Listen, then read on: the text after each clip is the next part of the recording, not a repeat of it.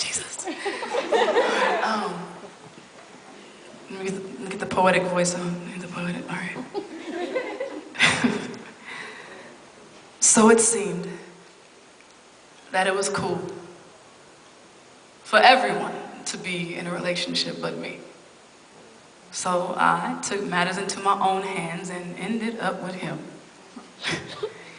Him who displayed the characteristics of a cheater, a liar, an abuser, and a thief. So why was I surprised when he broke into my heart?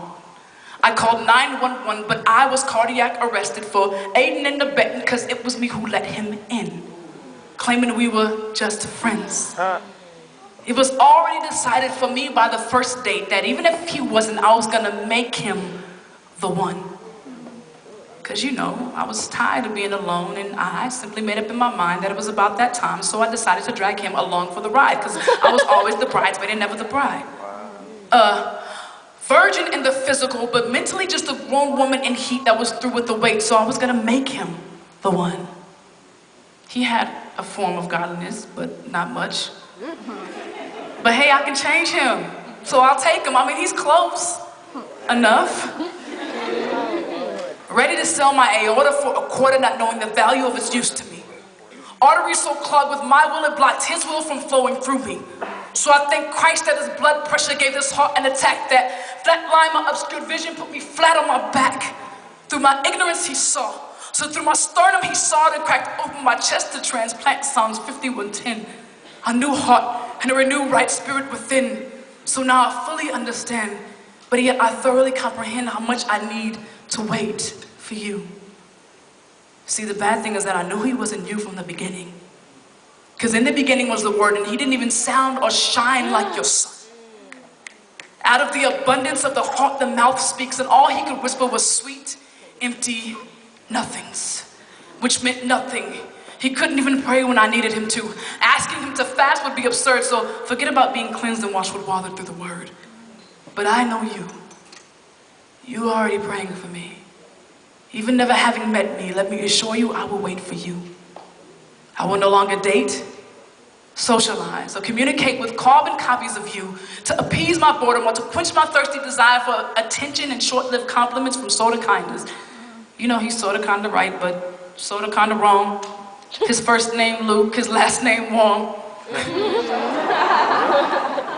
I won't settle for false companionship. I won't lay in the embrace of his arms, attempting to find some closeness, but never feeling so far apart, because I just want to be held. Because all I gotta do is say no.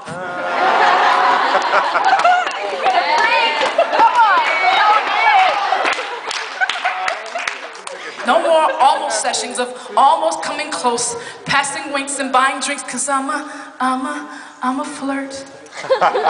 I'm a flirt who flirts with the ideology of, can you just tell me how much I can get away with and still be saved? No more. I'll stay in my bed, alone, and write poems about how I will wait for you.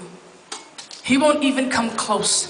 Our fingers won't even interlock. We won't even exchange breath, because I have thoughts that I've saved as, and the file that God has only equipped you to open. I will no longer get weighted down by so-called friends and family talks about the concern for my biological clock when I serve the author of time, who is not subject to time, but I am subject to him. He has the ability to stop, fast forward, pause, or rewind at any given time, so if we could role play, you would be Abraham and I would be Sarah. Or you could be Isaac and I could be Rebecca, a servant's answered prayer. I am a bone of your bone, flesh of your flesh, made up of your rib, Adam. And once we meet like electrons, I will be bound to your nucleus, completely indivisible, atom. We even speak the same math, 1 + 1 + 1 = 3, which really equals 1 if you add them. Wow. We were all created in his image, but you have the ability to reflect, project, and even detect the sun. If I had to explain what you look like, I would have to say you look like a star, a son of the sun. I would gain energy simply from the light that you shine on me. I would need you in order to complete my photosynthesis. I await your revelation, but once again from the Genesis, I will wait for you.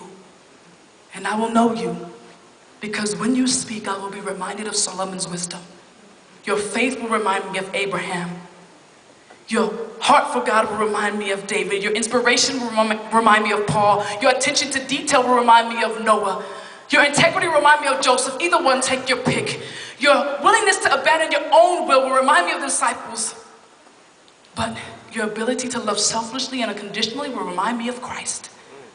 But I won't need to identify you by any special Matthews or any special marks, because his word will be tatted all over your heart. And you will know me.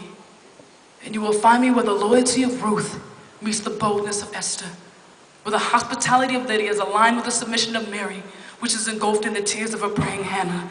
I will be the one, drenched in Proverbs 31, waiting for you. But to my Father who has known me before I was birthed into this earth, only if you should see fit. I desire your will above mine, so even if you call me to a life of singleness, my heart is content with you, the one who was sent.